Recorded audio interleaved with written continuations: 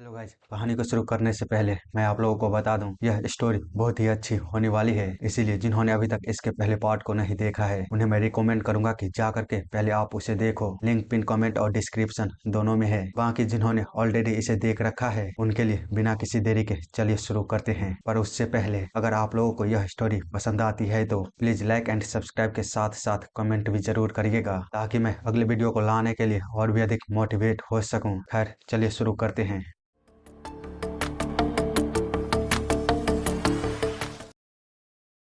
तो कहानी वहीं से शुरू होती है जहाँ पर खत्म हुई थी। सियोन जिन्वो पर चिल्लाते हुए कहती है, तुम लोग वहाँ पर कर क्या रहे थे? तुम दोनों की वजह से ऐसा लगता है कि गॉन्गडोंग सेक्ट और व्हाइट ड्रैगन मर्चेंट ग्रुप के बीच मुसीबतें बढ़ने वाली है। आखिर तुम सोच क्या रहे थे? उन्हें इस तरह नुकसान पहुँचाने के समय पर क्या तुम्हें पता नहीं है गॉन्गडोंग सेक्ट और व्हाइट ड्रैगन मर्चेंट ग्रुप के बीच रिलेशन काफी अच्छी है। यहाँ तक कि मैं खुद गॉन्गडोंग सेक्ट में स्टडी कर चुकी हूँ। आखिर तुम उन्हें इतनी बुरी तरह से कैसे घायल कर सकते हो? तुम्हें शुक्रगुजार होना चाहिए कि हम तुम्हें यूनान ले जा रहे हैं, फिर भी तुमने हमारे लिए इतनी बड़ी मुसीबत खड़ी कर दी। मुझे बताओ अब तुम इसकी रिस्पॉन्सिबिलिटी कैसे लोगे? तो जिन्वो कहता है, मैं माफी चाहता हूँ, पर क्या आपको यह नहीं पूछना चाहिए था कि इस कॉन्फ्लिक्ट का पहले किसने शुरुआत किया था और इसका मेन विक्टिम कौन है? जिसे सुन सियोन कहती है, तुम्हारे बोलने का क्या मतलब है? तो जिन्वो मून को आगे करते हुए कहता है, यह लड़का भले ही छोटा है पर वो व्हाइट ड्रैगन मर्चेंट ग्रुप के लिए बॉडीगार्ड का काम करता है, जिसका मतलब है कि यह आपकी देखरेख में है। साथ ही इनके मालिक और उसकी छोटी बच्ची ने लगभग अपनी जान गंवा ही दी थी, जिसकी रक्षा करने के लिए यह बच्चा अपना एक हाथ गंवाने वाला था। माइटी गॉन्गडोंग सेक्ट के लोग क्या वे लोगों के साथ ऐसा ही ट्रीट करते हैं जैसे कि उनकी लाइफ कोई कीमत ही नहीं रखती? मुझे पता है कि आप गॉन्गडोंग सेक्ट में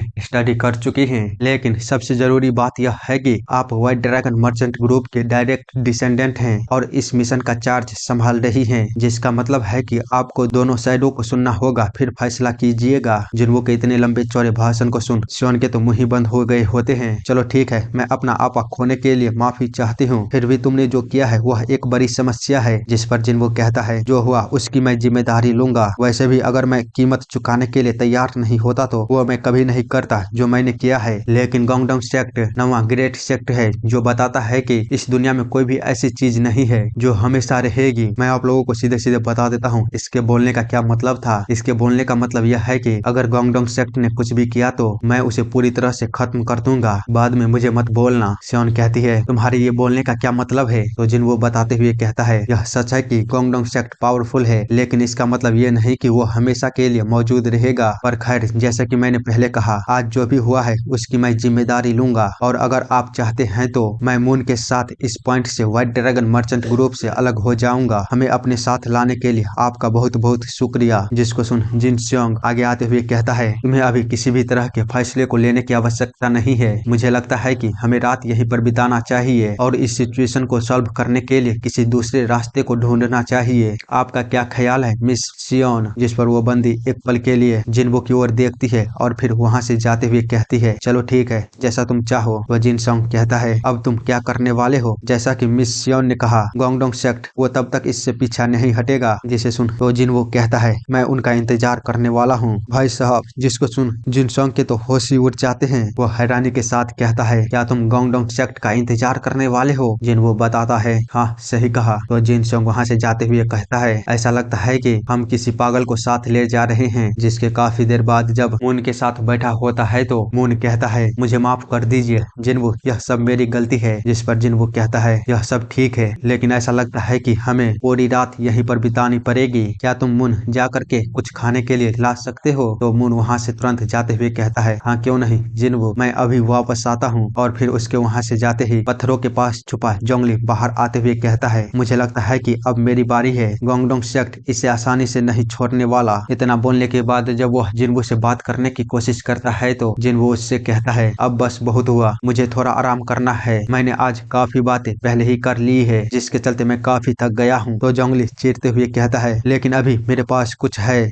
जो मैं तुम्हें बताना चाहता हूँ, प्लीज मेरी बात सुन लो। यदि तुमने अच्छे से काम किया होता तो रिजल्ट और बेहतर हो सकता था। जिस पर जिनवू कहता है, क्या तुम हमेशा से इसी तरह से अपने अगले चाल को कैलकुलेट करते हो? वो बंदा बताता है, मैं बस इस खतरनाक दुनिया में जिंदा रहने की कोशिश करता हूँ। मैं लोगों की एबिलिटी को जानकर उनके अकॉर्डिंग बिहेव करता हूँ। इसी तरह मैं आयरन सेक्ट में इतने लंबे समय से जिंदा हूँ। जिनवू जिसको सुन कहता है, ओह तो ऐसी बात है, मैं तुमसे डिसएग्री नहीं कर रहा हूँ। दुनिया में ज्यादातर लोग ऐसे ही जीते हैं। तो जंगली कहता है, तो फिर क्या? जिनवू बताता है, जैसा कि इस टाइम पे तुम दिमाग से ज्यादा दिल की सुन रहे हो, इसी तरह मैंने भी आज दिल की सुनी थी। लोग जिसके पास सब कुछ है वे आखिरकार क्यों जिनके पास कुछ भी नहीं है उनसे मुट्ठी भर चावल चुराने की कोशिश करते हैं। वहीं दूसरे वॉरियर भी इसे देख अपने मुंह को मोड़ लेता है। अगर हम भी वैसा ही करते हैं तो हमारे वॉरियर कहलाने का क्या मतलब होगा? जिनवू की इस तरह की बातों को सुन जंगली अपने मन में सोचता है, उसके सोचने के तरीके दुनिया के लिए एक बड़ा खतरा है। जिसके बाद वो कहता है, केवल एक आदमी दुनिया को नहीं बदल सकता, यह इतना आसान नहीं है। जिस पर जिनवू कहता है, तो तुम्हें ऐसा लगता है, पर फिर भी मैं एक छोटा सा लालटेन तो बन ही सकता हूँ जो अंधेरे में भी उजाला फैलाता है, जिससे कि कम से कम मैं दूसरों के लिए एक मार्गदर्शक के रूप में काम करने की तो कोशिश कर ही सकता हूँ। और इसीलिए मैं अपने फाइटिंग स्किल को सम्मान करता हूँ और यही वह रास्ता है जिसे मैंने अपने जीवन में चुना है। आगे हम कुछ देर बाद का सीन देखते हैं जहाँ वह मून के साथ बैठा होता है और मून कह रहा होता है, यह सब मेरी वजह से हो रहा है। अगर मैंने इंटरफेयर नहीं किया होता तो ऐसा कुछ भी नहीं हुआ होता। तो जिनवू कहता है, तुम अपनी एबिलिटी को कम आंक रहे हो। लड़ाई किसने शुरू की है यह जरूरी नहीं होती है, परिणाम को कैसे संभाला जाता है यह मायने रखता है। तुमने चिंगारी तो जला दी लेकिन परिणाम को संभाल नहीं पाए, इसीलिए अब शायद तुम्हें पता है कि यह दुनिया कितनी बेरहम है। अगर तुम कमजोर पड़ जाते हो तो तुम्हें तुरंत ही निगल लिया जाएगा, पर अगर तुम मजबूत होते हो तो हर कोई तुम्हारा सम्मान करेगा। इसलिए तुम्हें स्ट्रांग बनना है मून। इतना बोलते हुए वह जब उसकी ओर देखता है तो वह काफी परेशान होता है। तो वो उसके सर को सहलाते हुए कहता है, फिर भी 2 लोग बच गए हैं सिर्फ तुम्हारी वजह से। मैं इम्प्रेस हूँ। तुमने ऐसी सिचुएशन में भी हिम्मत दिखाई जहाँ पर कोई भी आगे नहीं आने की हिम्मत कर रहा था, इसीलिए खुद पर जोर मत डालो। तुमने काफी अच्छा काम किया है। जिसके लिए मून उससे शुक्रिया बोलते हुए कहता है, मैं आगे से ध्यान रखूंगा, पर क्या मैं आपसे कुछ पूछ सकता हूँ? जो सुन जिनवू कहता है, हाँ पूछो। मून कहता है, मुझे स्ट्रांग बनने के लिए किस तरह की ट्रेनिंग करनी चाहिए? जैसे कि आपने बस अपनी उंगलियों से ही तलवार को तोड़ दी थी, क्या मैं वैसा कभी कर भी सकता हूँ? तो जिनवू बताता है, उस मूव को वॉरियर का हैंड कहा जाता है। साथ ही तुम्हें बता दूं, मैंने कम उम्र में ही ब्लैक स्मिथ का काम सीखना शुरू कर दिया था। मैंने अपने हाथों से स्वॉर्ड बनाई है। जिससे सुन मून कहता है, क्या ये स्वॉर्ड भी आपने खुद से बनाई है जो आप हमेशा अपने साथ ले जा रहे होते हैं? जिस पर जिनवू बताता है, हाँ, जब मैं ये सब सीख ही रहा था तब मैंने अलग अलग ब्लेड ग्रेन को देखने की एबिलिटी को हासिल की थी, लेकिन जब बात हाईएस्ट क्वालिटी के स्वॉर्ड की आती है तो मैं कुछ भी नहीं देख सकता। इसी के साथ वह उस स्वॉर्ड को देखता हुआ सोचता है, जब अंकल हुआंग ने मुझे उस आसमान से गिरे हुए पत्थर को ला कर दिया था और मुझसे कहा था कि यह कोई साधारण पत्थर नहीं है, तो मैं उसे एक स्वॉर्ड के रूप में ढालकर उसे टेम करने की कोशिश करने लगा। आगे हम देखते हैं वह कहता है, तुम रास्कल, मैं 2 सालों से कोशिश कर रहा हूँ, क्या तुम कभी मेरे होंगे भी या नहीं? प्लीज इस बार हो जाना। और आखिर में इस बार वह कर ही लेता है। जिसको देख वह कहता है, बहुत बढ़िया, आखिरकार मेरे 2 साल की मेहनत कामयाब हुई। पर रुको 1 मिनट, मैंने तो अभी इसे आकार दिया है, यह खुद से तो धारदार नहीं बनेगा। इतना बोलते हुए वो उसे शार्प करने लगता है और एक डेविल स्माइल के साथ कहता है, चलो देखते हैं यह लड़ाई कौन जीतता है। तभी उसे एक झटका सा महसूस होता है जिससे कि वो भी हैरान हो गया होता है। हम देखते हैं उसके स्वॉर्ड से मिस्ट बाहर निकलने लगती है और एक वुमेन का शेप लेते हुए जिनवू के साथ लिपट जाती है। जिसको देख जिनवू कहता है, स्नो फ्लावर, आज से तुम मेरे हो, मैं तुम्हें स्नो फ्लावर बुलाऊंगा। मैंने जो इस स्वॉर्ड को बनाया है वो ना तो डिवाइन ब्लेड है और ना ही डेमोनिक ब्लेड, यह एक श्रापित ब्लेड है। इसकी जो श्रापित एनर्जी है वह लगातार बाहर निकल रही है। अगर मैं सावधान नहीं रहा तो यह मुझे तुरंत निगल लेगी। इतना सोचने के बाद वह अभी प्रेजेंट में आता है जहाँ पर उसका ध्यान उस जंगली के साथ वाली लेडी पर पड़ती है जो कि उन दोनों के लिए खाना लेकर आई हुई होती है। वही मून उसे देख कहता है, जिनवू, मैंने अभी रियलाइज किया है कि आपका स्वॉर्ड काफी सुंदर है। इतना बोलते हुए उसका भी ध्यान उस लेडी पर जाती है। तो वो कहता है, आयरन सेक्ट की वाइस कैप्टन। पर वो लेडी बिना कुछ बोले जिनवू के पास जाकर खाने और शराब को उसे देती है। बेचारे जिनवू की शक्ल तो देखो, उसे कुछ भी समझ नहीं आया होता है कि ये सब हो क्या रहा है। पर उधर वो वाइस कैप्टन उसे खाने को देते हुए कहती है, खुद पर दया करो। इतना बोलने के बाद वह खाने को उसे देकर वहाँ से चली जाती है। वहीं ये दोनों खाना खाते हुए बात कर रहे होते हैं। मून कहता है, जिनवो आपको क्या लगता है वाइस कैप्टन चाय हमारे लिए खाने को क्यों लेकर आई थी? क्या आपको भी लगता है कि वो आपको आयरन सेक्ट में शामिल करना चाहती है? तो जिनवो बताता है, नहीं ऐसा नहीं है, वो बस हमें खाना देने के लिए आई थी। जिस पर मून कहता है, हाँ वह काफी जल्दी चली गई। वैसे क्या जिनवो? तभी जिनवो कहता है, एक मिनट शांत हो जाओ, क्योंकि उसे झाड़ियों के पार कुछ महसूस हुआ होता है। उसे इस तरह देख मून भी हैरान हो गया होता है। जिनवो कहता है, मून तुरंत नेमहा इन में चले जाओ, अभी जल्दी करो। तो वो वहाँ से जाते हुए कहता है, अच्छा ठीक है, पर हुआ क्या? पर जिनवो बिना कुछ बोले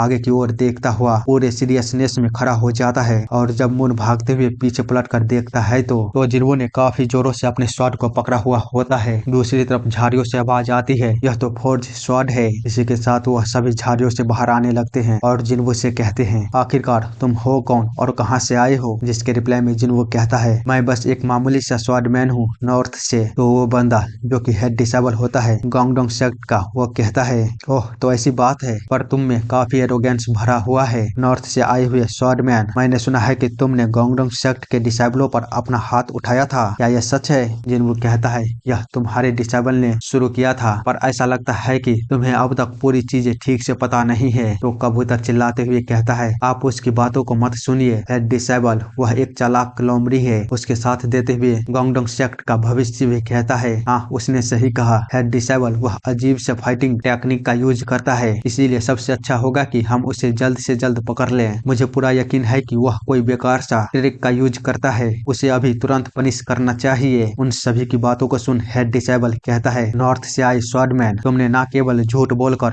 हमारे रेपुटेशन को बल्कि सम्मान को भी झुकाया है, साथ ही हमारे गांगडोंग सेक्ट के सीक्रेट ब्लेड को भी डिस्ट्रॉय कर दिया। तुम्हें पनिशमेंट तो मिलना ही चाहिए जो तुमने इस वॉरियर के साथ किया है उसके लिए। जिस पर जिनवो अपने ब्लेड को बाहर निकालते हुए कहता है, अगर तुम ऐसा ही चाहते हो तो बातें करना बंद करो और चलो शुरू करते हैं, बाहर आ जाओ स्नो फ्लावर। इतना बोलते हुए वह अपने स्नो फ्लावर को बाहर निकालता है। उधर वे सारे बंदे भी उस पर अटैक कर दिया होता है। जिनवो उन सभी की ओर एक नजर देखता है और फिर अपने स्वॉर्ड को जैसे ही पूरी तरह बाहर निकालता है, वैसे ही उसके स्वॉर्ड से एक भयानक एनर्जी बाहर की ओर निकलती है और वहाँ पर आ रहे जितने भी बंदे होते हैं सभी एक साथ ही हवा के बीच रोकते हुए छितर बितर हो जाते हैं। हेड डिसेबल अपने सारे बंदों को इस हालत में देख सोचता है, क्या उसने बस अपने स्वॉर्ड को बाहर निकालते ही गांगडोंग सेक्ट के सभी ग्रेट डिसेबलों को रोक दिया? ये कैसे हो सकता है? उधर जिनवो उन सभी के सामने बिना डरे हुए खड़ा था। वो सभी जब दोबारा पास आता है तो वो अपने स्वॉर्ड से एक स्लैश करता है, जिसके परिणाम स्वरूप हम देखते हैं वहाँ की पूरी जमीन टूट जाती है और आधे से भी ज्यादा डिसेबल या तो दूर फेंका गए होते हैं या फिर बुरी तरह घायल होते हैं। पर जिनवो अभी भी बिना हेजिटेशन के वहाँ पर खड़ा था। तभी उसके पीछे से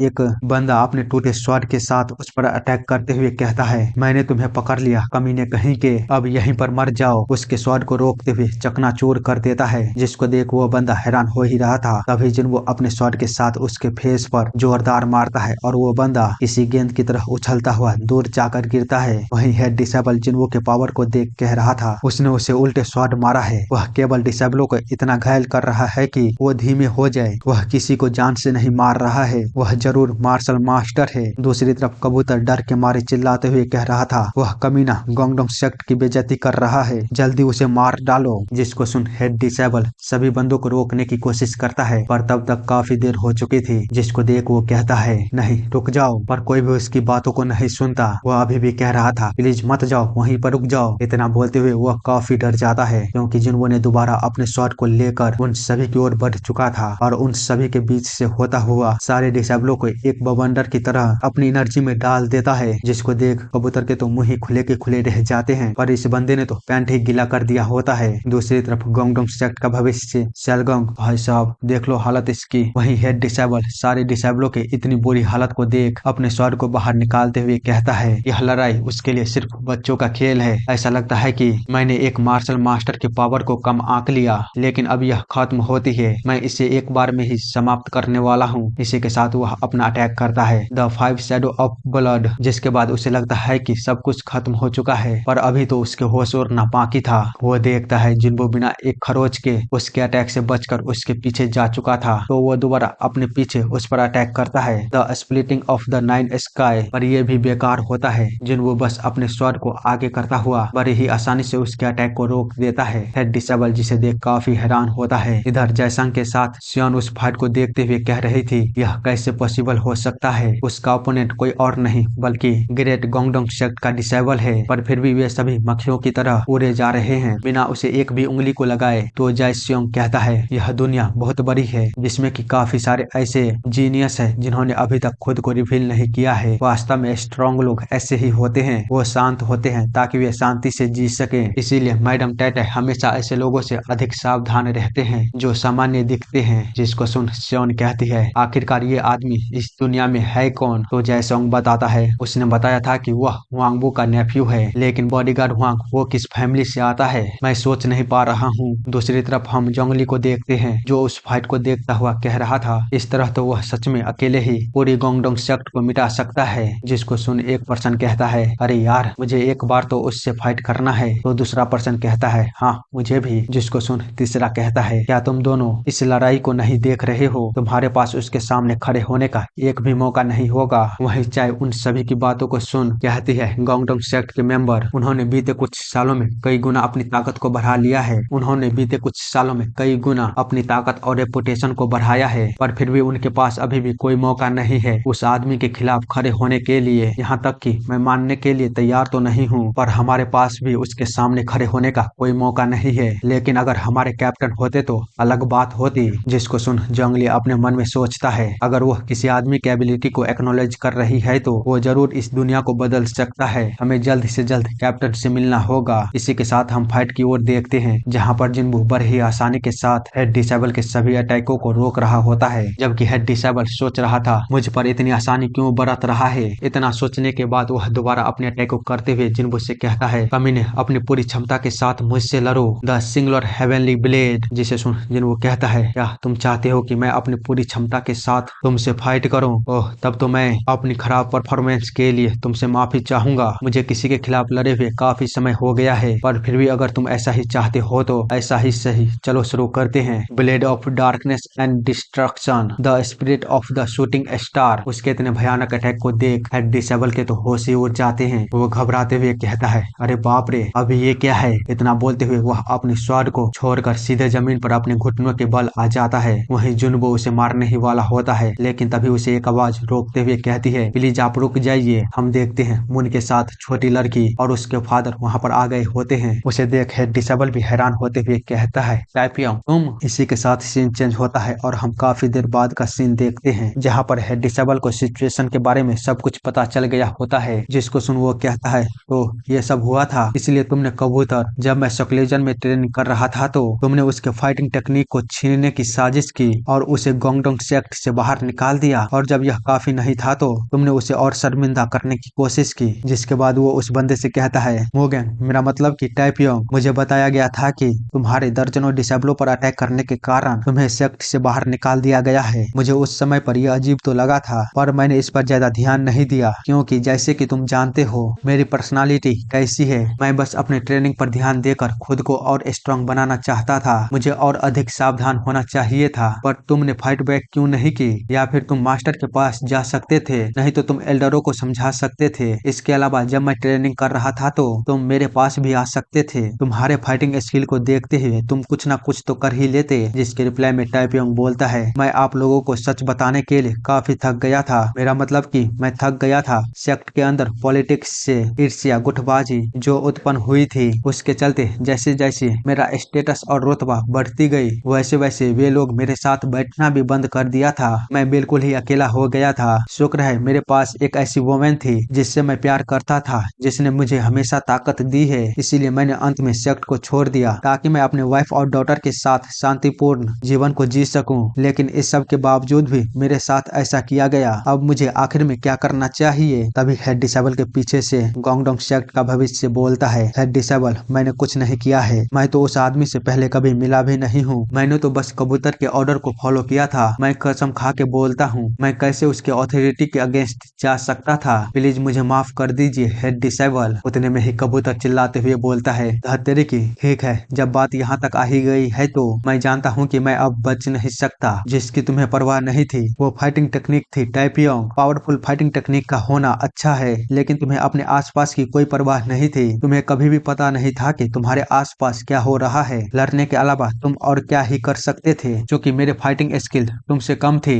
इसका मतलब ये तो नहीं कि मैं सेक्ट लीडर बनने का लायक नहीं हूँ और मैं अपना सपना छोड़ दूं। मैंने ये सब किया क्योंकि मैं अगला लीडर तुम्हें बनते हुए नहीं देख सकता। मैं इससे बेहतर मरना पसंद करता और तुम मुझे इस तरह अपने सर को झुकाने के लिए कैसे बोल सकते हो। मेरे बस एक छोटी सी गलती पर मुझे न केवल सभी डिसेबलों का बल्कि कई सारे एल्डरों का भी सपोर्ट है। तुम ऐसे एक्ट मत करो जैसे कि तुम्हें कोई फॉल्ट ही नहीं है। उसकी ऐसी बातों को सुन हेड डिसेबल वो भी थोड़ी देर के लिए खामोश हो जाता है और थोड़ी ही देर बाद वह जोरों जोरों से हंसते हुए कहता है, हे भगवान, अब देखने से पता चल रहा है कि गोंगडोंग सेक्ट की जड़ें कितनी बुरी तरह से सड़ चुकी है। अब तो मुझे ऐसा लग रहा है कि जैसे कि मैं बस एक पपेट था जो लड़ने के अलावा कुछ भी नहीं जानता। अगर मेरा बस चले तो मैं यहीं पर तुम्हारा सर धड़ से अलग कर दूं, लेकिन इसके बजाय मैं तुम्हारे साथ वही करूंगा जो तुमने टाइपियों के साथ किया था। मैं तुम्हारे फाइटिंग स्किल को छीन कर तुम्हें एक उदाहरण बना दूंगा। साथ ही मैं इस सड़े हुए सेक्ट को भी उलट दूंगा और सभी कीड़े मकोड़े को बाहर निकाल फेंकूंगा। अगर कोई फाइट बैक करेगा तो मैं उसका दोनों हाथ और दोनों पैर काट दूंगा।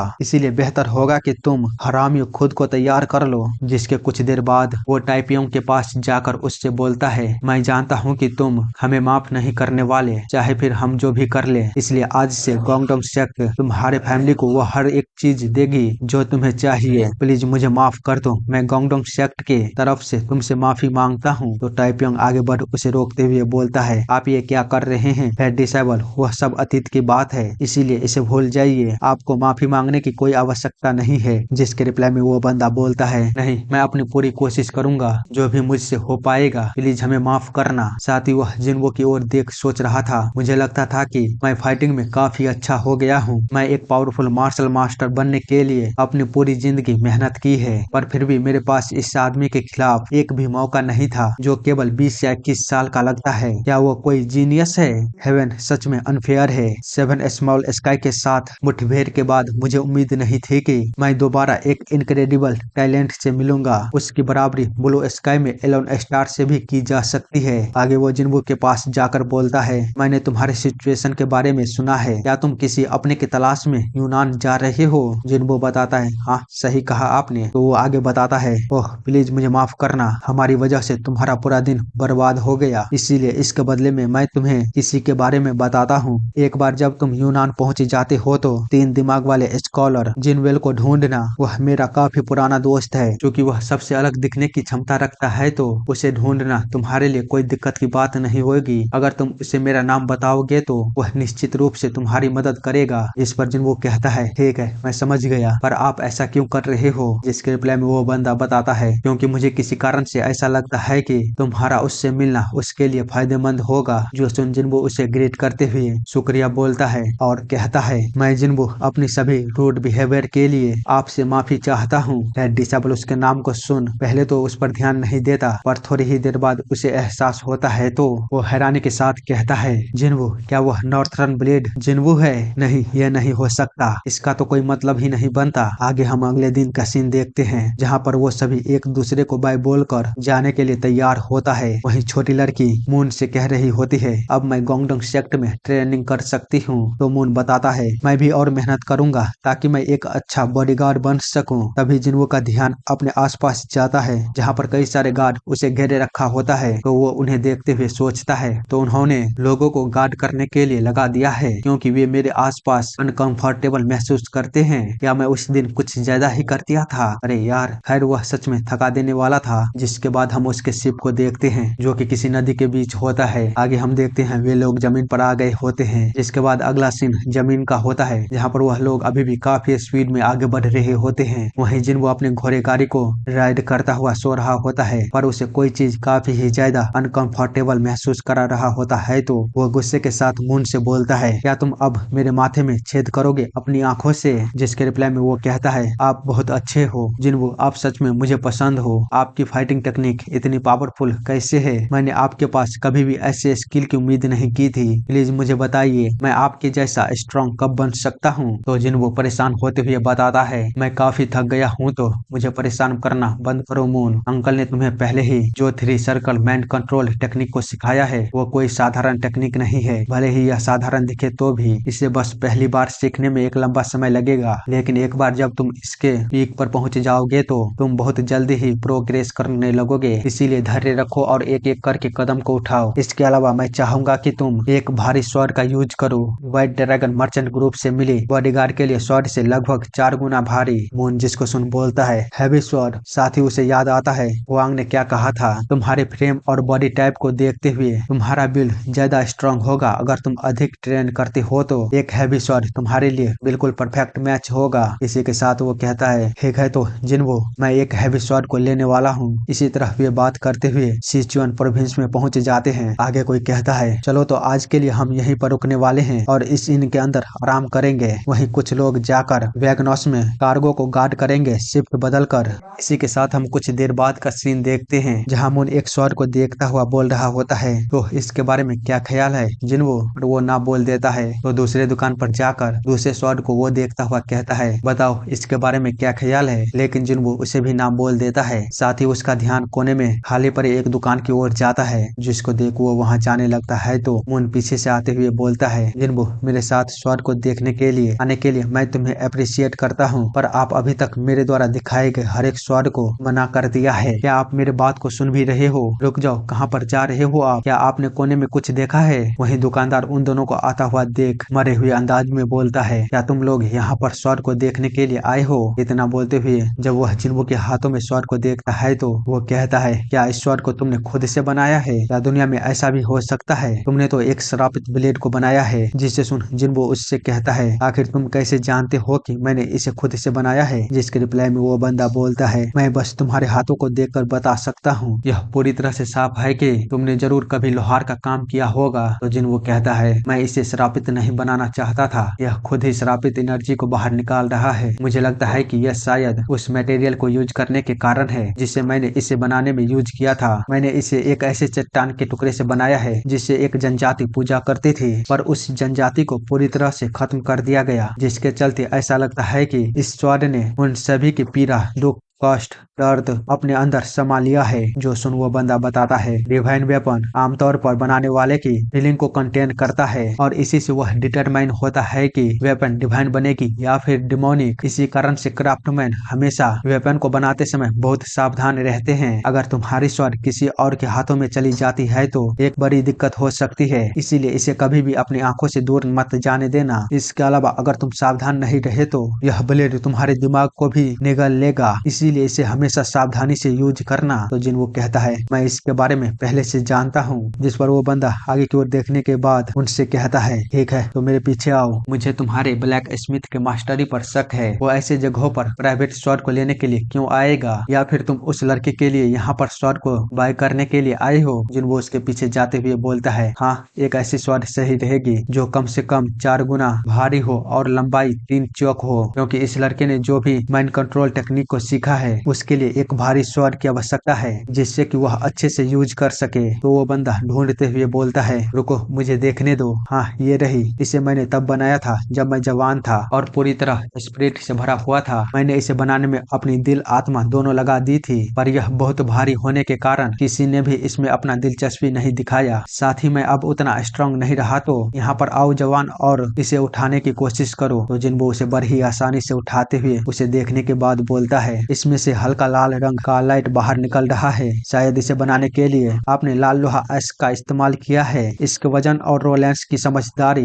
अच्छी है, मुझे यह पसंद आया। यह सच में एक अच्छी स्वॉर्ड है। जिस पर वो बंदा कहता है, हाँ तुमने सही कहा, यह बहुत अच्छा है। वही बच्चे अब बस वहाँ पर खड़े मत रहो, यहाँ पर आओ और उसे उठाओ। जिसको सुन मून कहता है, हाँ क्यों नहीं। साथ ही वह सोच रहा था अपने शरीर और फ्रेम को देखते हुए, ठीक है। जिसके बाद जैसे ही वह जिन्वो उसे वह स्वॉर्ड देता है तो वो उसके वेट को संभाल नहीं पाता और वो स्वॉर्ड नीचे गिरा देता है। जिसको देख वो सोचता है, अरे नहीं इतना भारी। पर जिन्वो वो तो इसे बस अपने एक ही हाथ से उठा लिया था। उसे इस तरह देख वो बंदा बोलता है, बच्चे तुम तो सच में काफी कमजोर हो। जब मैं तुम्हारे उम्र में था तो मैं बिना किसी समस्या के स्वॉर्ड को ले जा सकता था। तो मून कहता है, ऐसा नहीं है, यह मेरी उम्मीद से कहीं अधिक भारी है। अगर जिन्वो मुझे यह अचानक नहीं दिया होता तो मैं इसे नहीं गिराता। देखो मैं इसे उठा सकता हूँ, मुझे कोई दिक्कत नहीं हो रही है। लेकिन जिन्वो क्या आपको सच में लगता है कि यह बस 4 गुना जितना ही भारी है। जो सुन जिन्बो बोलता है, मेरे हिसाब से 4 गुना से अधिक वजन वाले स्वॉर्ड से शुरुआत करना कोई बुरा आइडिया नहीं होगा। आगे हम देखते हैं।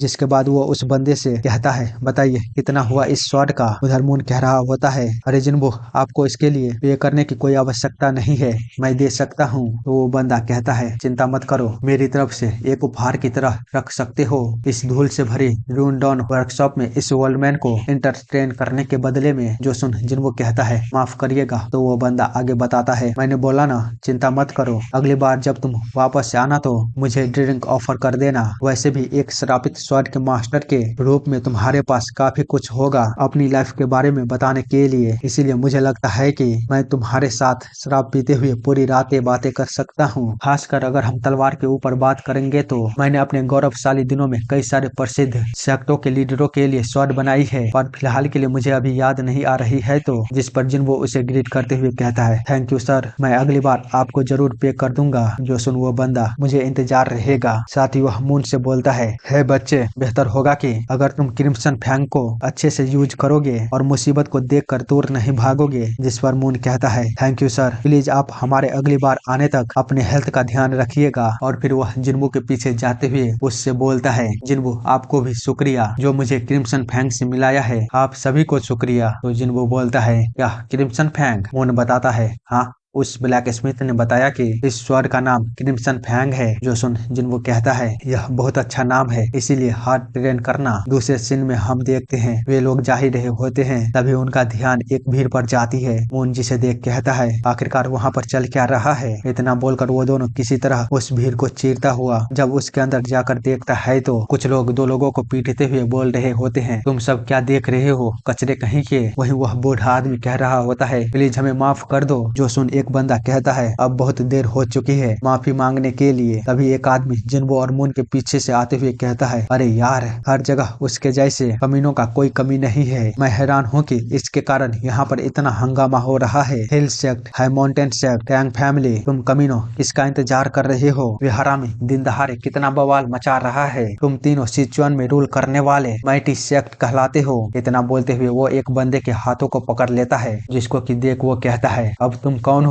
पर वो उस पर ना ध्यान देते हुए उसके हाथों को तोड़ते हुए बोलता है, क्या ही बवासीर है, चूतिए कहीं के। इसी के साथ वो उसे एक जोरदार पंच मारते हुए उसे दूर फेंक देता है और दूसरे की ओर बढ़ता है, जिसको देख वो बंदा कुछ कर पाता उससे पहले ही वो उसे भी हवा में उड़ा देता है और तुरंत ही उसके पास जाकर फिर से पंच मारते हुए उसे सीधे जमीन के नीचे गाड़ देता है। वहीं जब तीसरा बंदा उस पर अटैक करने के लिए आता है तो वो उसके स्वॉर्ड को पकड़ते हुए अपने हाथों को 390 डिग्री घुमाने के बाद उसके फेस पर अपनी उंगलियों से मारता है और वो बंदा ढेर जिन्बो उसे देख वहाँ से जाते हुए कहता है, ऐसा लगता है कि मामले को संभाल लिया गया है, चलो चलते हैं। तो मून कहता है, क्या आपने देखा, उसकी गर्दन बस एक ही उंगली से टूट गई। आगे हम देखते हैं वे दोनों वापस अपने इन में आ गए होते हैं। वहीं मून अभी भी बात करते हुए कह रहा होता है, क्या आपने देखा था कैसे उसका सर हवा के बीच झूल रहा था। साथ ही जब वह अपने आगे देखता है तो उसके आगे खड़ा होकर जंगली वेलकम करते हुए कह रहा था, वेलकम कैप्टन। मून जो सुन कहता है, हाँ, ये क्या हुआ, कौन है कैप्टन, कैप्टन कहाँ पर है? वहीं जब जिन्बो अपने पीछे देखता है तो वहाँ पर वही पहले वाला बंदा खड़ा होता है जो कि आयरन सेक्ट का कैप्टन यंग मुसेयोंग होता है। वो बोलता है, चलो मैं वापस आ गया, बताओ तुम लोगों ने कितने एक्साइटिंग चीजें की है। और फिर जिसके कुछ समय बाद जोंगली उसे सारी चीजें बता देता है जो भी अभी तक हुआ होता है, जिसको सुन वो कहता है, ओह अच्छा, सच में ऐसा हुआ था, मैं वास्तव में इम्प्रेस हूँ, अब इसे कहते हैं असली मर्द। इतना बोलने के बाद वो जिन्बो को ग्रीट करते हुए कहता है, मेरा नाम योंग मुसेंग है, यह मेरे लिए सम्मान की बात है जो मैं तुमसे मिल पाया, जो मैं आपसे मिल पाया। तो जिन्बो भी उसे ग्रीट करते हुए बोलता है, मेरा नाम जिन्बो है, कैप्टन योंग। कैप्टन बताता है, मैंने आपके बारे में सुना, आपकी तो सच में बुरी पर्सनालिटी है। इतना बोलते हुए वह तुरंत ही जोंगली की ओर इशारा करते हुए कहता है, देखो देखो, वाइस कैप्टन ने मेरे पीछे से कैसे सर हिलाकर हाँ बोला है। भाई साहब, जोंगली भी लाइक, अरे ये क्या कर रहा है, खुद ही बोल के मुझे फंसा रहा है। खैर आगे कैप्टन बोलता है, आइए बैठते हैं, काफी अच्छा समय है मीटिंग के लिए। इतना बोलकर वे दोनों बैठने ही वाले होते हैं, तभी उसके पीछे से सियोन कहती है कैप्टन। तो वो बंदा उसे देखता हुआ कहता है, ओह मिस सियोन, मैंने सुना है कि आप इस जर्नी को लीड कर रही हैं व्हाइट ड्रैगन मर्चेंट ग्रुप के डिसेंडेंट के रूप में। साथ ही मैंने सुना है कि इस आदमी के अंकल भी गायब है, तो इसका मतलब ये नहीं कि उससे भी हमारे साथ बैठने का अधिकार है। जो सुन ओल्डमैन कहता है, लेकिन कैप्टन यह एक इम्पोर्टेंट एग्जीक्यूटिव मीटिंग है। तो कैप्टन कहता है, इससे क्या ही फर्क पड़ता है, अगर जैसा कि सभी बोल रहे हैं सच में वो इतना स्ट्रांग है तो यह हमारे लिए एक बड़ी हेल्प हो सकती है। इसीलिए छोटी मोटी बातों को छोड़िए, जितना मैन पावर हमारे साथ होगा उतना ही हमारे लिए अच्छा होगा। इधर मून उन सभी को देखने के बाद बोलता है, मुझे नहीं लगता है कि मैं इन सब में शामिल हो सकता हूँ, इसीलिए जिन्बो मैं अभी के लिए वापस जा रहा हूँ। जिन्बो बोलता है, ठीक है, मैं तुमसे कल मिलता हूँ। इसी के साथ कुछ देर बाद का सीन देखते हैं। कैप्टन बोल रहा होता है, तो सबसे पहले मुझे लगता है कि आप उन सभी मेंबरों को जानते हैं जिन्होंने लांझाओ के गांजो प्रोविंस में हमें ज्वाइन किया था। बाकी के लोगों के साथ मैं आपको इंट्रोड्यूस कर देता हूँ। यह जोक गोकवी है और मैं इसका असली नाम नहीं जानता। जैसा कि आप देख सकते हैं उसका दिमाग ठीक नहीं है और यह आदमी मैन श्योजिन है। अगर लड़कियों को पटाने की बात आती है तो वह बहुत बड़ा मास्टर है। आखिर में जी सिंगुल वह थोड़ा सा बेकार टेम्पर वाला है, इसीलिए अगर आप उसके आसपास रहते हैं तो सावधान रहिएगा। ये सभी हमारे साथ है। जो सुन जिन्बो उन सभी को ग्रेट करते हुए बोलता है, मैं जिन्बो हूँ। आगे कैप्टन कहता है, चलो अब जबकि हमने मिल मिलाप कर लिया है तो शुरू करते हैं। साथ ही वह सोच रहा था, जिन्बो मैं उसके अंदर से कोई भी स्पेशल एनर्जी को सेंस नहीं कर पा रहा हूँ। क्या वॉइस कैप्टन ने मुझे जो बोला था वह क्या झूठ था या फिर वो इसे छुपा रहा है। जो भी हो, लेकिन वो कोई साधारण साथी तो नहीं हो सकता। अभी टाइस्योंग कहता है, जैसा कि पहले हम कैप्टन के साथ चर्चा कर रहे थे, यूनान में अभी का माहौल बहुत कॉम्प्लिकेटेड है और जैसे कि आप लोग जानते हैं यूनान में पहले ब्लू डीप सेक्ट एकमात्र सिग्निफिकेंट सेक्ट था, लेकिन तभी तक जब तक कि माइटी फिस्ट वहां सेटल नहीं हो गया, उसने जल्दी से सत्ता को हासिल करके खुद को यूनान में सबसे पावरफुल सेक्ट के रूप में स्थापित कर दिया और लंबे समय से उस सिचुएशन को बनाए रखा है। लेकिन इस चक्कर में उसे ब्लू डीप सेक्ट के साथ बहुत संघर्ष करना पड़ा, जिसके लिए हेवनली अलायंस ने उनके बीच आकर दोनों को शांत किया था। पर अब वे किसी कारण से पूरी तरह उनके बीच खड़ा नहीं रह पा रहा है। नतीजन यूनान की सिचुएशन दिन पर दिन खराब होती जा रही है और इन सभी के परिणाम में वहां काम कर रहे व्हाइट ड्रैगन मर्चेंट ग्रुप के सहित सभी मर्चेंटों को काफी लॉस उठाना पड़ रहा है। हमने तो अपनी हेल्प के लिए माइटी फिस्ट को एक बड़ी रकम भी दी थी, पर दूसरे मर्चेंट ऐसा नहीं कर पा रहे हैं। इसी कारण से अब यूनान प्रोविंस में वे लोग जाना पसंद नहीं कर रहे हैं, जिसके चलते अब प्रोविंस की इनकम सोर्स खत्म होती जा रही है। तो कैप्टन कहता है, लगता है कि किसी ने जानबूझकर पैसों को यूनान प्रोविंस के अंदर आने से रोक रहा है। जो सुन जंगली बोलता है, मुझे तो ब्लू डीप सेक्ट और माइटी फिस्ट दोनों पर ही शक हो रही है। आगे कैप्टन कहता है, या फिर क्या ऐसा हो सकता है कि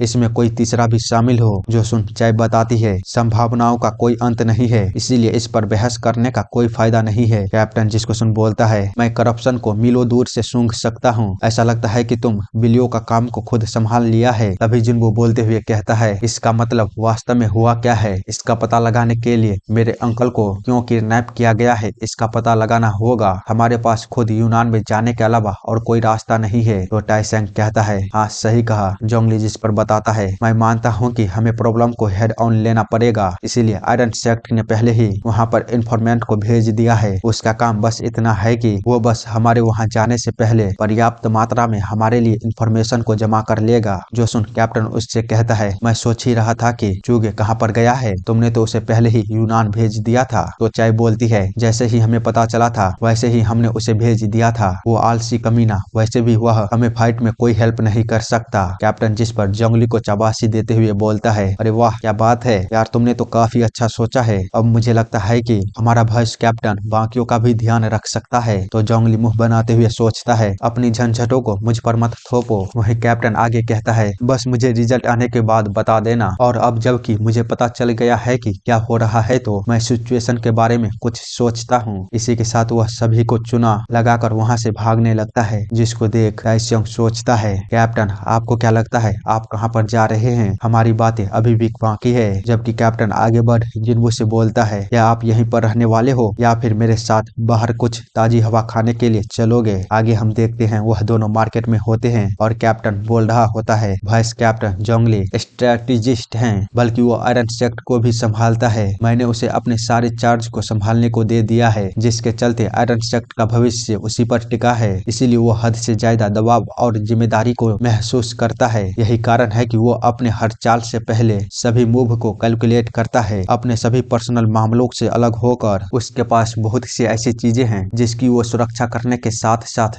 जिम्मेदारी भी ले रहा है। इसीलिए मैं चाहता हूँ कि आप उसे थोड़ा सा समझो और कोशिश करो उससे बहुत ज्यादा नफरत ना करने की। इतना बोलते हुए कैप्टन उसे एक ऐसी गली में लेकर आ जाता है जहाँ से भागना संभव नहीं था। जिन्बो जिसको देख कहता है, कैप्टन यहाँ से आगे तो कोई रास्ता ही नहीं है। तो कैप्टन बताता है, चिंता मत करो, मैं तुम्हें जिंदा ही नहीं खाने वाला, वादा करता हूँ। जिन्बो जो सुन उससे बोलता है, कैप्टन क्या आपको लगता है कि अगर आप ऐसा करने की कोशिश करते हैं तो क्या आप ऐसा कर भी पाओगे? जिस पर वह एकदम से ही सीरियस होते हुए उससे बोलते हुए कहता है, वेल ये तो तब तक पता नहीं चलेगा जब तक कि हम दो हाथ नहीं कर लेते। तो जिन्बो भी अपनी एनर्जी को बाहर निकालते हुए कहता है, सही कहा आपने, तो अब आखिरकार किसका इंतजार है? इतना बोलते हुए वो दोनों ही एक दूसरे की ओर देखने लगते हैं और अपनी अपनी एनर्जी को एक दूसरे से लड़ाने लगते हैं। पर थोड़ी ही देर बाद कैप्टन पीछे हटते हुए जिन्बो से बोलता है, अरे रहने दो, किसी और दिन हम इसे ट्राई करेंगे, अभी फिलहाल के लिए जो जरूरी चीजें हैं उस पर ध्यान देते हैं, आगे हम देखते हैं। इतना बोलते हुए जब वह अपने पीछे एक दरवाजे को खटखटाता है तो एक बूढ़ा आदमी बाहर आते हुए बोलता है, आज के लिए ये बंद हो चुका है। तो कैप्टन उससे कहता है, मैं कैप्टन हूँ आयरन सेक्ट का, योंग मुसियोंग। वो बूढ़ा आदमी जिसको सुन तुरंत ही कहता है, मैं माफी चाहता हूँ, बताइए आप यहाँ पर क्यों आए हैं? तो जिस पर कैप्टन बस दो शब्द बोलता है, काली चांदनी। जो सुन वो बूढ़ा आदमी बाहर निकलकर चारों तरफ देखने के बाद उससे बोलता है, अंदर आ जाओ। कैप्टन अंदर जाते हुए जिन्बो से कहता है, आप किसका इंतजार कर रहे हैं, चलिए अंदर चलते हैं। वहीं जिन्बो अंदर जाने के बाद बोलता है, हम कहाँ पर हैं? दूसरी तरफ वह ओल्ड मैन आगे जाते हुए कहता है, प्लीज एक सेकंड रुकिए। वहीं पीछे खड़ा कैप्टन बताता है, यह ब्लैक मून के ब्रांचों में से एक है, वे काफी अच्छी इंफॉर्मेशन प्रोवाइड करते हैं सेक्ट लीडर और सेम उसके जैसे रैंक वाले वॉरियरों के लिए। यह कोई ऐसी जगह नहीं है जहाँ पर नॉर्मल लोग आ सकते हैं। जो सुन जिन्बो उससे कहता है, फिर आप मुझे यहाँ पर क्यों लाए हैं? कैप्टन बताता है, मैं बस आपको दिखाना चाहता था कि दुनिया में इस तरह के भी जगह है। यह दुनिया बहुत बड़ी है, जितना आप सोचते हैं उससे भी ज्यादा यह मिस्टीरियस है। जिस पर जिन्बो उसकी ओर देखते हुए सोचता है, क्या वह यह कह रहा है कि मुझे उसके जैसे बिहेव करना चाहिए, क्योंकि मैं दुनिया के बारे में जितना जानता हूँ उससे कहीं अधिक ऐसा है जिसके बारे में मैं नहीं जानता। इतना सोचने के बाद वो बोलता है, मैं इसे ध्यान रखूंगा। तो कैप्टन कहता है, अच्छी बात है। उतने में ही पर्दे के पीछे से कोई कहता है, मुझे माफ करिएगा, मैं आपको इंतजार करवाने के लिए क्षमा चाहती हूँ। आगे हम जान पाते हैं मूनलाइट, इसके ओरिजिन और इसके मास्टर वेलज्यू के बारे में कोई नहीं जानता और न ही इसे किसी ने बनाया। साथ ही इसमें कितने मेंबर हैं, अंधेरे में डूबा हुआ एक रहस्यमय यह बात है। यह एक ऐसी रहस्य है जिसके बारे में कोई नहीं जानता। लेकिन एक बात तो सुनिश्चित है कि ब्लैक मून के पास एक भयानक खुफिया नेटवर्क है, इसलिए वे दूसरों से एक कदम आगे इम्पोर्टेंट इंफॉर्मेशन को जमा कर सकते हैं। वहीं वो लेडी बोलती है, आयरन सेक्ट के लीडर योंग, आपसे मिलकर मुझे खुशी हुई। मैं ब्लैक मून के सिचुआन ब्रांच के लीडर मैकवाल रियोंग हूँ, और आपके बगल में वह आदमी कौन है? तो कैप्टन बताते हुए कहता है, वह मेरे साथ है। जिन्बो उसे ग्रीट करते हुए अपना नाम बताता है, जिस पर वो लेडी कहती है, यदि आप कैप्टन के साथ आए हैं तो जरूर आप कोई साधारण आदमी नहीं होंगे। आपसे भी मिलकर मुझे खुशी हुई मास्टर जिन्बो। चलिए आप लोग अब यहाँ पर बैठ जाइए और बताइए आज आप लोग किस तरह की जानकारी को चाहते हैं। कैप्टन अपने पास से एक बैग को निकालते हुए बोलता है, मैं यहाँ पर आपसे यूनान के सिचुएशन के बारे में जानने आया हूँ। यूनान के प्रेजेंट सिचुएशन के बारे में आपके पास जो भी इंफॉर्मेशन है प्लीज हमें बता दीजिए, छोटी से छोटी बात भी। जो सुन वो लेडी कहती है, यूनान,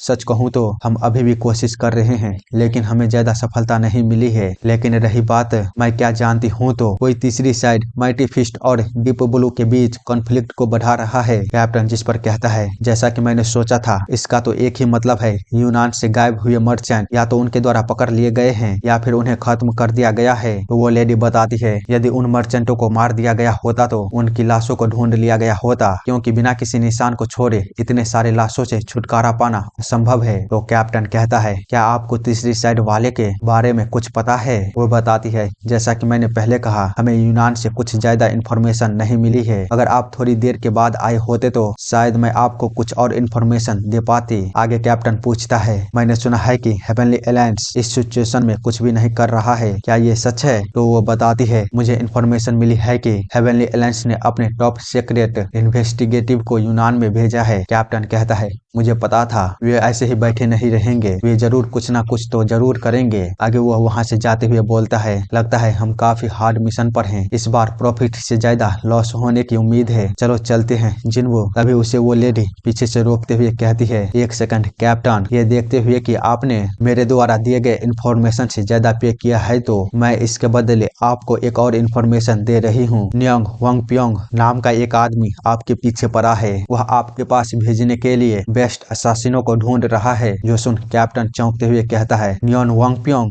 वह ओल्ड मैन। इतना बोलकर वह वहाँ से चला जाता है। वहीं उसके चले जाने के बाद वह लेडी कहती है, एल्डर ब्लैक। तो वह बूढ़ा आदमी आते हुए बोलता है, जी आपने मुझे बुलाया मिस वॉलरियोंग। तो वह बताती है, जैसे ही वो यूनान में घुसता है तो उसके पीछे ब्लैक मून एजेंट को लगा दीजिएगा। जिस पर वो ओल्ड मैन कहता है, ठीक है मिस, मैं एक एजेंट को कैप्टन के पीछे लगा दूंगा। जो सुन वो लेडी कहती है, नहीं आप उसके पीछे जिनको लगा दीजिएगा और एक स्काई टीम से किसी को ढूंढिएगा। वह ओल्ड मैन जिसको सुन हैरान होते हुए बोलता है, मैं माफी चाहता हूँ पर एक सीक्रेट एजेंट को भेजना, वो भी उस आदमी पर जो कैप्टन के साथ आया था। साथ ही वह सोच रहा था क्या वह इतना रिमार्केबल है जिसके लिए हमें सीक्रेट टीम में से टॉप रैंकिंग वाले टीम से किसी को असाइन करना पड़ रहा है। आगे वह कहता है, ठीक है मिस, मैं स्काई टीम से एक एजेंट को भेज दूंगा उस जिन्वो नाम के आदमी के पीछे। वहीं वो लेडी कह रही थी, कुछ तो जरूर है उसमें, वह बिल्कुल भी साधारण नहीं है। आगे हम कैप्टन और जिन्वो को देखते हैं जो बात करते हुए बोल रहे होते हैं, वहाँ पर कोई तीसरी पार्टी भी है। क्या आपको पहले से शक नहीं था इसमें तीसरी पार्टी भी हो सकती है? आपने पहले भी इनमें हमारी मीटिंग के बीच ये बोला था। कैप्टन बताता है, तब मुझे बस शक था पर अब मैं कंफर्म हो गया हूँ। आप ये सोच सकते हैं कि हमने अब तक कुछ भी काम नहीं किया है, लेकिन अब जबकि हमें पता है तो हम इसके लिए पहले से तैयारी कर सकते हैं। साथ ही आप कह सकते हैं कि हमारी यह जर्नी सफल रही। दूसरी तरफ वह बूढ़ा आदमी न्योंग वांगप्योंग मुझे सिर दर्द दे रहा है। तो जिन्वो पूछता है,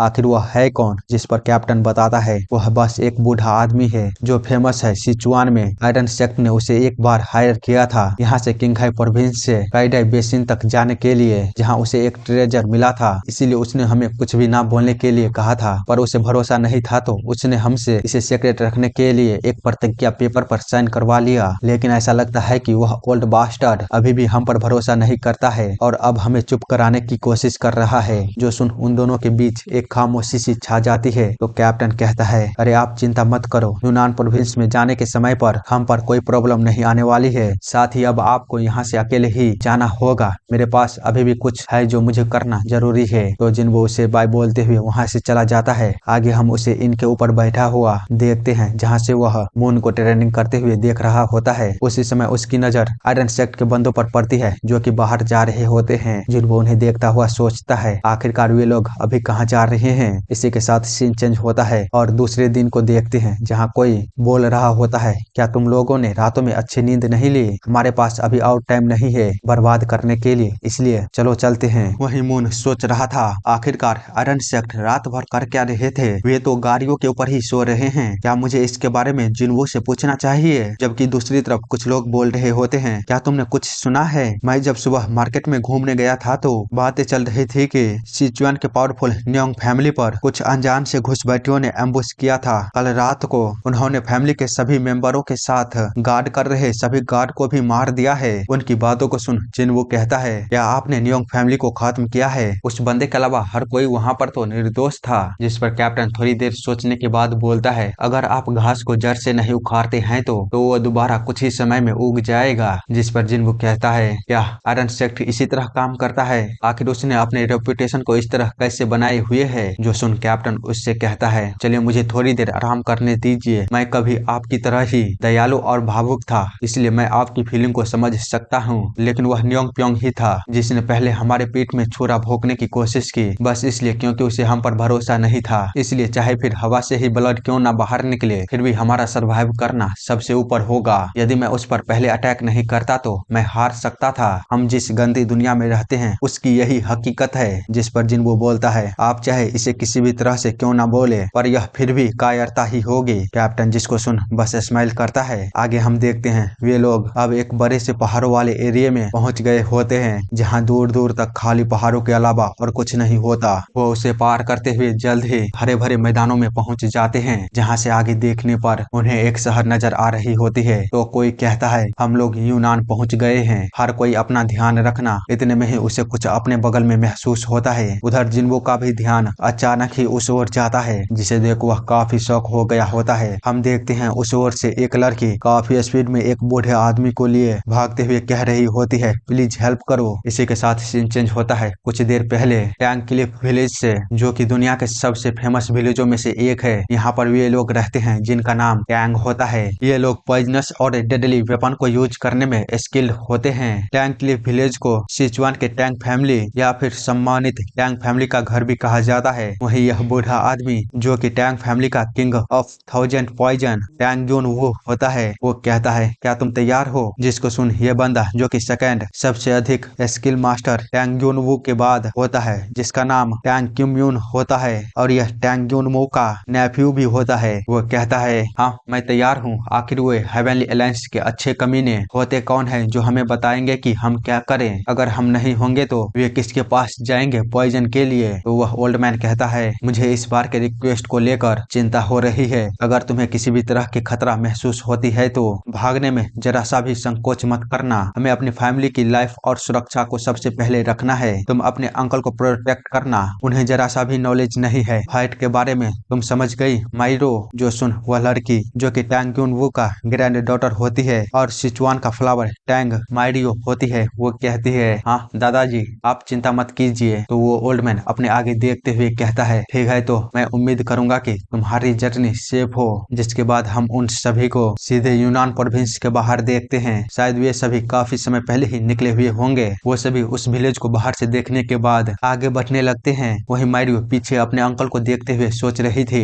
अंकल किम सच में वर्कोहॉलिक है। वे इस जर्नी के दौरान भी पॉइजन के बारे में पढ़ रहे हैं। खैर मुझे यूनान जाने से पहले सावधान रहना होगा। ये सब वो सोच ही रही होती है, तभी उसके पीछे आ रहे एक बंदे पर कोई अटैक कर देता है और जब वह देखती है तो काफी जोरदार आवाज आती है, जिस पर वे सभी कहते हैं, यह एक एम्बुश है, ध्यान रखना। पर तब तक सेकंड पॉइजन मास्टर पर भी अटैक हो गया होता है, जिसके चलते वह सीधे जमीन पर जाकर गिरता है और गुस्से में चिल्लाते हुए बोलता है, ये कौन से कमीने हैं जिन्हें पता नहीं है कि हम सिचुआन के टैंग फैमिली से हैं। उतने में ही दोबारा उस पर एक बंदा अटैक कर देता है, पर सही टाइम पर मारियो उसके आगे आकर उसे बचा लेती है और फिर उस बंदे को मारने के बाद पॉइजन मास्टर से कहती है, क्या आप ठीक हैं अंकल? हम पर एम्बुश हुआ है, हमें यहाँ से निकलना होगा। इसी के साथ वे सभी वहाँ से भागना शुरू कर देते हैं। साथ ही मारियो अपने अंकल को इशारा करते हुए उन बंदों की ओर अटैक करती है। वहीं पॉइजन मास्टर कहता है, ठीक है मैं समझ गया। इतना बोलकर वह अपने पास से एक बोतल को खोलते हुए उन लोगों की ओर फेंकता है और मारियो से कहता है, जल्दी यहाँ पर आओ। साथ ही सभी टैंक फैमिली के गार्ड भी जो सुन सभी उसके पीछे चले जाते हैं, जिसके तुरंत बाद ही वह पॉइजन मास्टर अपने पॉइजन को फैलाना शुरू कर देता है, जिसके चलते हम देखते हैं वहाँ पर बड़ी जोरदार धमाका होता है। पर वे बंदे अभी भी धमाके से बाहर खून की उल्टियां करता हुआ बिना रुके निकल रहा होता है, जो देख मारियो सोचती है, हमारे पॉइजन के बाद भी वे लोग अटैक कर रहे हैं, क्या वे लोग सभी माइंडलेस असैसिन हैं? उन्हें तो कोई परवाह ही नहीं है कि वे जीते हैं या फिर मरते हैं। उन्हें तो अपने मरने या जीने का कोई परवाह ही नहीं है। ये सब आखिरकार इस दुनिया में है कौन? उतने में ही एक असैसिन पॉइजन मास्टर तक पहुंच गया होता है, जिसको देख पॉइजन मास्टर काफी शौक हो गया होता है, पर वो बिना घबराए हुए कहता है, मैं नहीं जानता हूँ कि लड़ा कैसे जाता है, लेकिन जिस पॉइजन का मैं यूज कर सकता हूँ वो किसी भी फाइटिंग टेक्निक से ज्यादा घातक है। चलो अब इसे रखो। इसी के साथ वह अपने पॉइजन को उस बंदे की ओर भेजता है। हम देखते हैं वह पॉइजन उस बंदे को एक ही झटके में निगल लेता है। वहीं वह पॉइजन मास्टर अभी भी उसे देख रहा होता है। तभी माइडो का ध्यान उस पर जाता है तो वह काफी ही डर जाती है, क्योंकि पॉइजन मास्टर के पीछे एक बड़ा सा बंदा कोई आकर खड़ा हो गया होता है, जो महसूस कर पॉइजन मास्टर झट से पीछे हटते हुए उस बंदे से दूर जाता है। पर उस बंदे ने उस पर तब तक अटैक कर दिया होता है, जिसके चलते वह घायल हो गया होता है, जबकि वह बंदा अभी भी वहां पर आ रहे गार्ड्स को चीथड़े उड़ा रहा होता है। दूसरी तरफ मारियो पॉइजन मास्टर को देख उसके पास जाकर उसे उठाते हुए कहती है, प्लीज आप कस के पकड़ लीजिए, और फिर अपने पीछे देखती है तो उसके गार्ड उसको वहां से जाने का इशारा करते हुए कहते हैं, हम इसे लंबे समय तक रोक नहीं पाएंगे, आपको यहाँ से जल्दी निकलना होगा मिस मारियो। जो सुन वो वहाँ से भागना शुरू कर देती है। आगे उसे कुछ लोग दिखाई देता है। इधर जिन्वो और कैप्टन का भी ध्यान उस पर जाता है तो वो चिल्लाते हुए बोलती है, प्लीज हेल्प करिए। उस आवाज को सुन जोंगली और बाकी सबका भी ध्यान उस पर जाता है। वहीं जिन्वो अभी भी बस उसे देखे जा रहा था।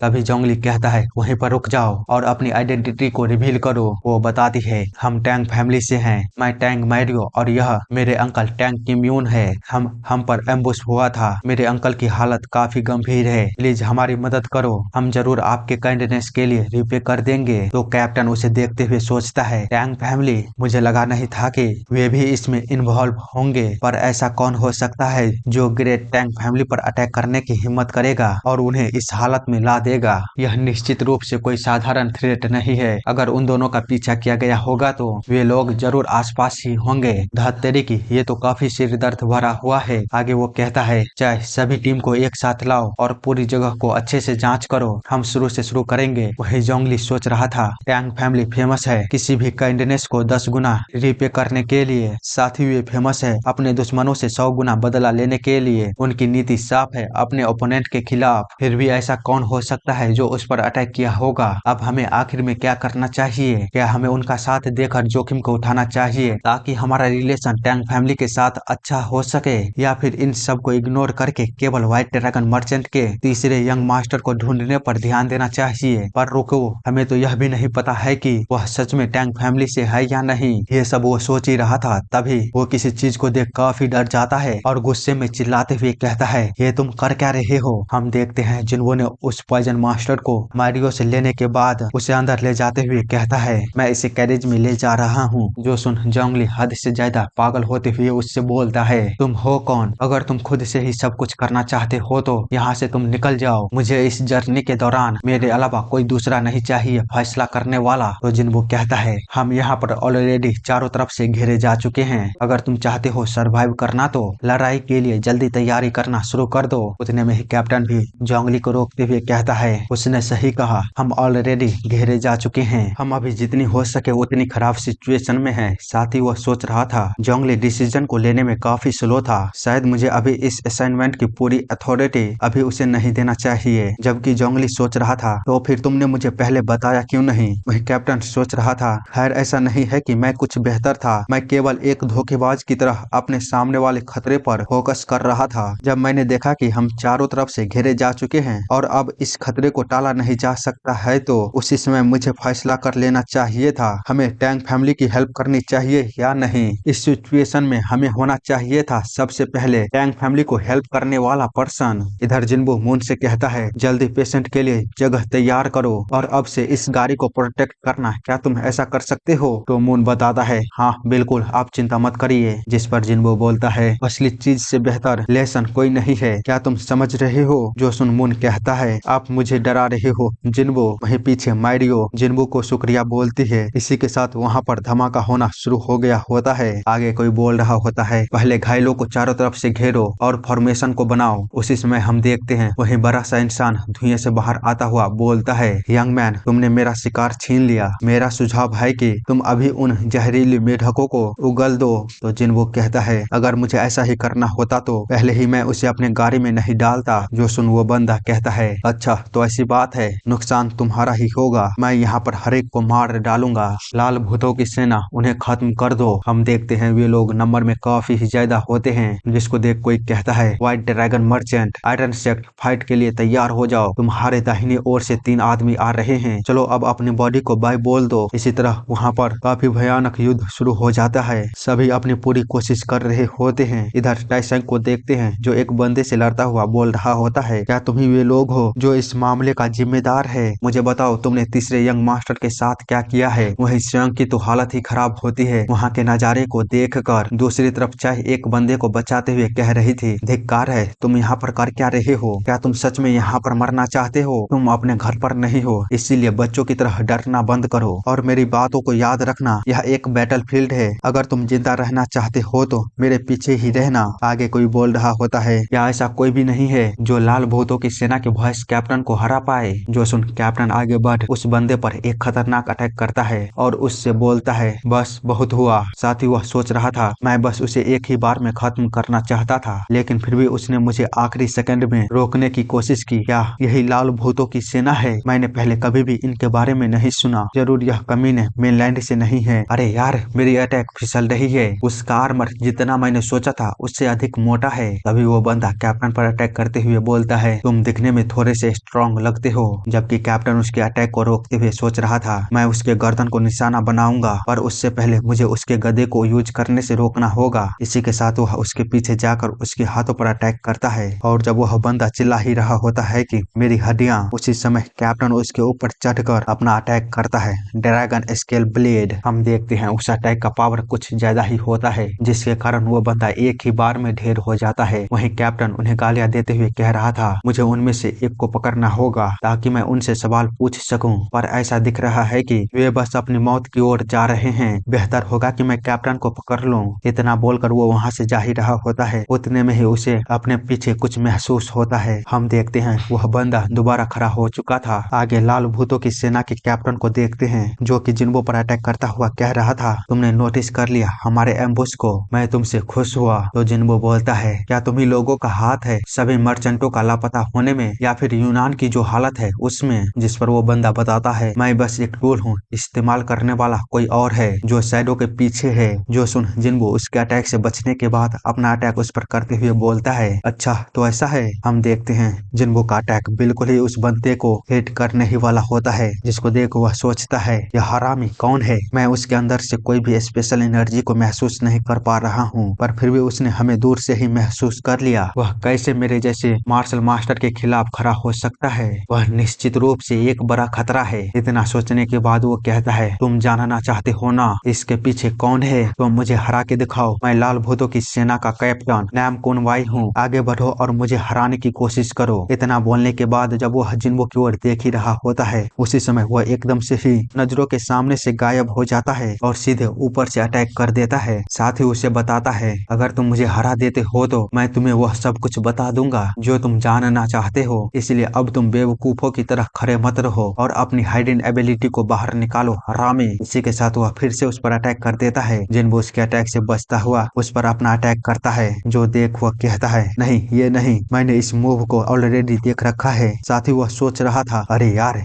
ये तो बस चारा था, वो तो हमारे बीच की दूरी को कम करना चाहता था। यह तो बोल्ड अटैक था मेरे स्पीयरमैनशिप के खिलाफ, पर यह मुझ पर काम नहीं करने वाला। तभी जिन्बो उसके ऊपर पहुंचकर उसके कुछ और सोचने से पहले ही उस पर काफी तेजी से अटैक करता है, जिससे कि उसकी एक बाजू अलग होते होते बचता है, जिसके चलते वह जिन्बो से दूर होकर सोचता है वह काफी तेज है और फिर वहां से भागना शुरू कर देता है। जो देख जिन्बो भी उसके पीछे जाता है और जल्द ही उसके पास पहुंच जाता है। कैप्टन उसे इस तरह देख अपने मन में कहता है, वो मेनलैंड के सभी आधे अधूरे वॉरियरों से अलग है जो केवल बाहर से स्ट्रांग दिखते हैं। मैं विश्वास नहीं कर सकता कि मेनलैंड का कोई वॉरियर अपने बेसिक को इतना अच्छा भी बना सकता है। मुझे इस कमीने के साथ डील करना ही होगा। इसी के साथ वह अपना अटैक करते हुए कहता है, चलो मैं तुम्हें दिखाता हूँ असली ताकत क्या होती है, truth of the fiery dragon spear की। हम देखते हैं उसकी ब्लड एनर्जी जिन्बो को अपने अंदर समा लेता है। साथ ही वहाँ पर काफी बड़ा धमाका होता है। वहीं वो बंदा blazing soul of the fiery dragon के अटैक को करने के बाद कहता है, मैंने कभी सोचा नहीं था कि मैं अपना truth of the fiery dragon spear को इतनी जल्दी इस्तेमाल करूंगा एक ऐसे ओपोनेंट पर जिसको मैं जानता भी नहीं। पर रुको, उसके तो टुकड़े टुकड़े हो जाना चाहिए था, ये कैसे हो सकता है? हम देखते हैं जिन्बो हवा के बीच से ही उसकी ओर अपने ब्लेड को करता हुआ काफी स्पीड में उसकी ओर बढ़ता है, जिसके चलते पहले वाले अटैक से भी अधिक बड़ा धमाका होता है, जिसकी शॉक वेव इतनी जोरदार होती है कि दूर बैटलफील्ड में लड़ रहे बंदे भी उससे नहीं बच पाते, उन्हें भी इफेक्ट पड़ा होता है। वहीं कैप्टन अपने ओपोनेंट पर ना ध्यान देकर उस ओर देखते हुए कहता है, क्या ही मजाक चल रही है, आखिर वह कमीना है कौन? दूसरी तरफ लाल भूतों का कैप्टन जिन्बो से परेशान होकर कहता है, हरामी तुम हो कौन और कहां से आए हो? तो जिन्बो बताता है, अभी मैंने तुम्हें हराया नहीं है, इसीलिए मूर्खों की तरह वहां पर बैठे मत रहो। इधर माइडियो दूर से उन्हें देखते हुए कहती है, हे भगवान अंकल, ऐसा लगता है कि हमारे पीछे कोई पावरफुल है, प्लीज आप थोड़ी देर रुक जाइए। वहीं बाहर खड़ा मून वहां के नजारे को देख कह रहा था, यह तो इनसेन है, मैं अपनी धड़कनों को सुन सकता हूँ।